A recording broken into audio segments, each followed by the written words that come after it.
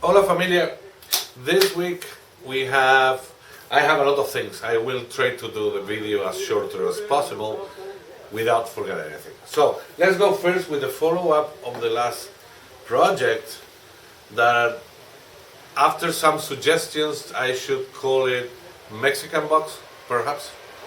I didn't have that in mind when I did it, I promise. I was thinking in a natural edge bowl, but then once it's finished, yes, it looks like a Mexican hat, why not?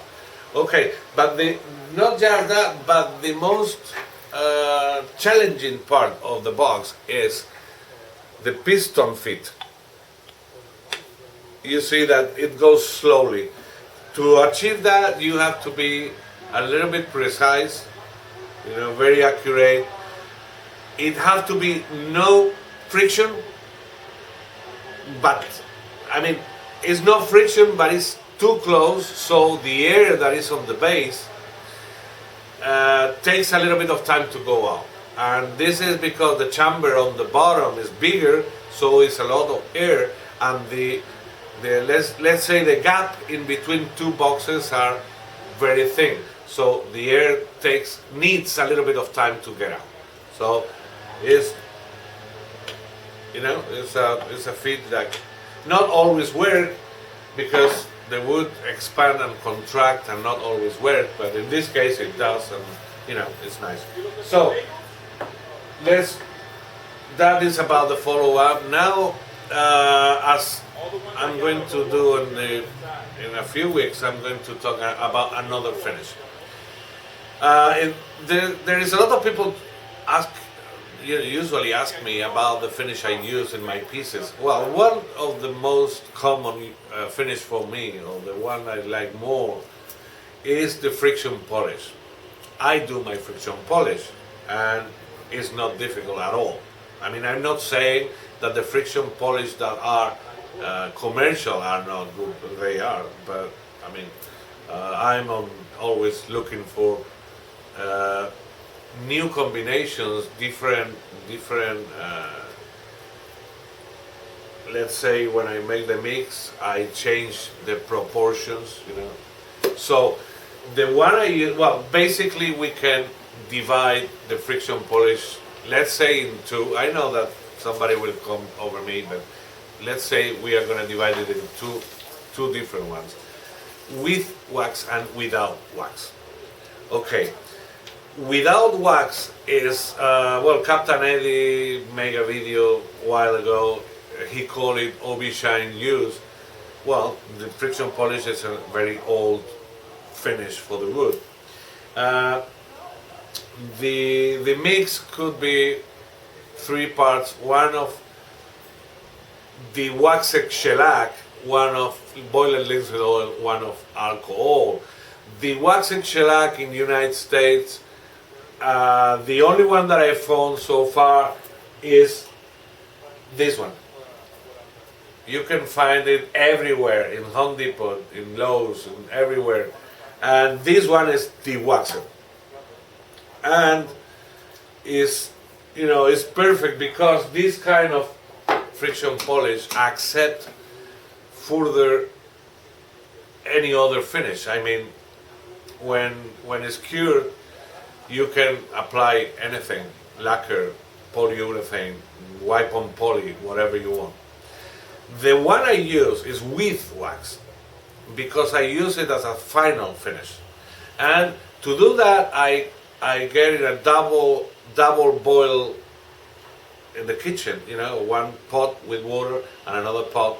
I get a mix of beeswax and carnauba wax, because the beeswax have a fusion point or liquid point on 35 centigrades, and our body is on 37, so when we touch it, we can leave the mark.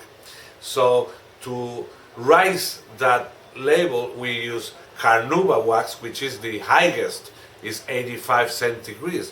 So it's too high to achieve friction. That is too much.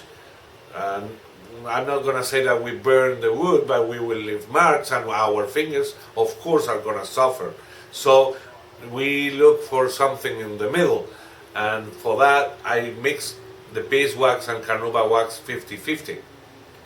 So my mix is 45% of shellac, 45% of boiled linseed oil, and 10% of the mix of carnauba and beeswax.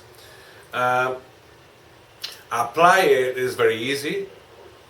My mix, you can apply it liberally. I mean, no problem. The quantity, then you wait for a couple of seconds so the wood can absorb the oil and the shellac. The oil is going to act as a lubricant, so it's going to allow you to polish it perfectly. So then I use several different clean papers. The first one is to get the excess, and then all the passes are going to clean the surface, and to finish I rise up the revolutions of my lathe, and I get the friction, the heat. I need a little bit of heat, a little bit more than usually. Sometimes I burn my fingers, but I need the heat to melt the wax and be absorbed by the wood, cure everything, and get the shine that I'm looking for.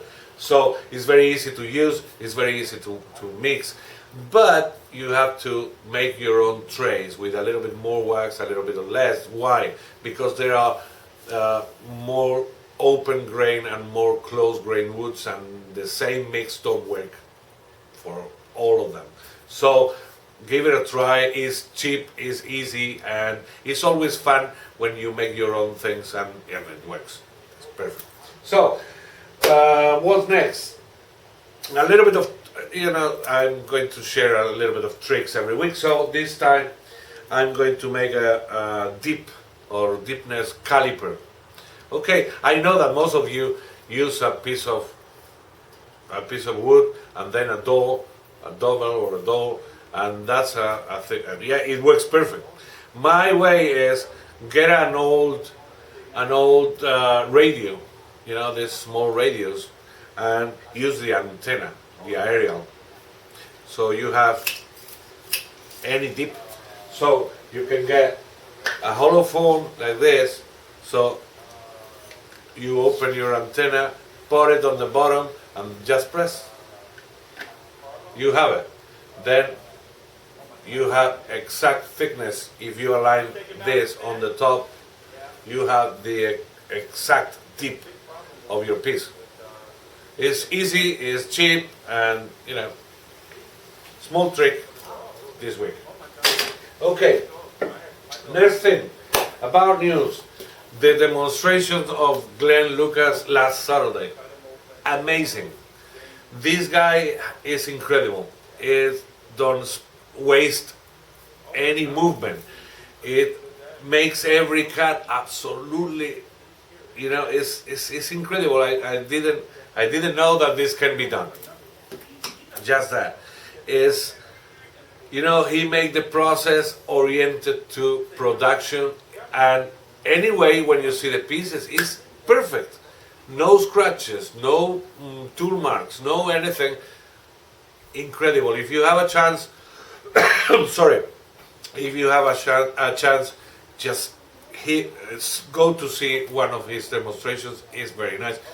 He himself, the person is a wonderful person, very friendly, and it worth not just the money but the time. It worth to go to see him, and you can see on the internet, in YouTube, you can see he have a channel with some shots of his videos, because he made this for a living, and he sell DVDs, which is perfectly fine.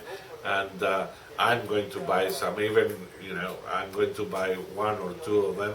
I think it worth the effort, absolutely. So if you have a chance, go to see him. What else?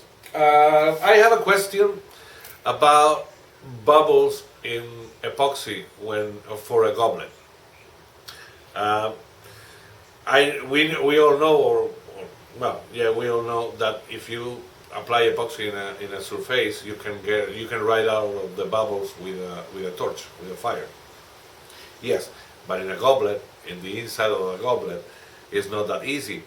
Why the bubbles comes after you think everything is okay? Well, the wood is not sealed, and the air that is inside the fibers make that bubbles.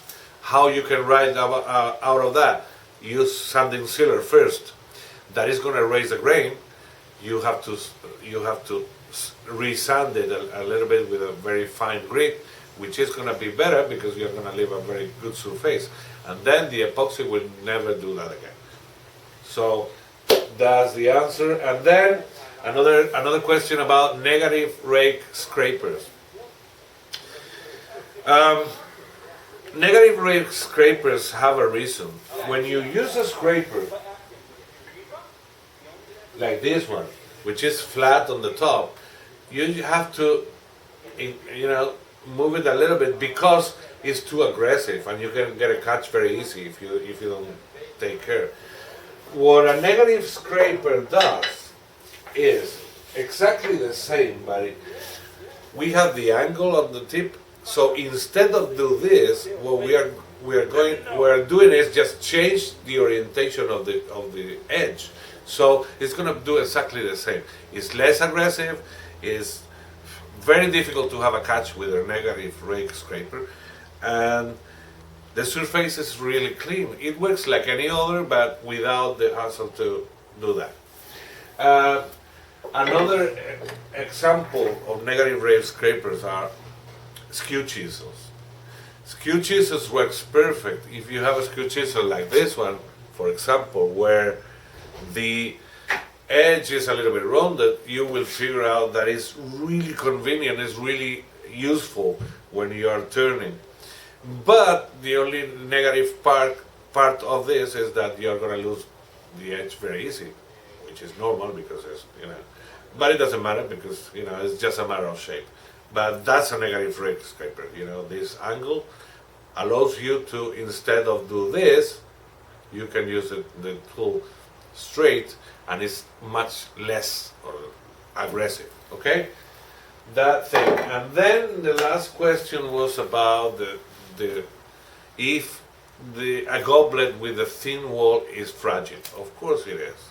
Of course it is. Like glass, when it's right done, is fragile, but after apply a finish, it's still fragile because the thickness, and with the finish is hard, it's less flexible, so it's more fragile. So if it falls on the floor, goodbye to it. That's it. Almost anything. The last thing is the logo that you were sending me. I like them. The most that I like so far is this one, an easy one, related to wood turning. I'm going to delay my decision a little bit because somebody told me that still are working on it, so I'm going to wait to receive a couple more and then make the decision. But this one I like it very much. So that's it for this week. I hope that this information was good for you. You like it. So any comments or any doubts, just leave it down below. Don't forget to subscribe, and if you like it, thumbs up. I'll see you on Tuesday. This Tuesday I'm gonna use something cheap as always for different purposes. I think you're gonna like it. See you then, Tuesday. Bye bye.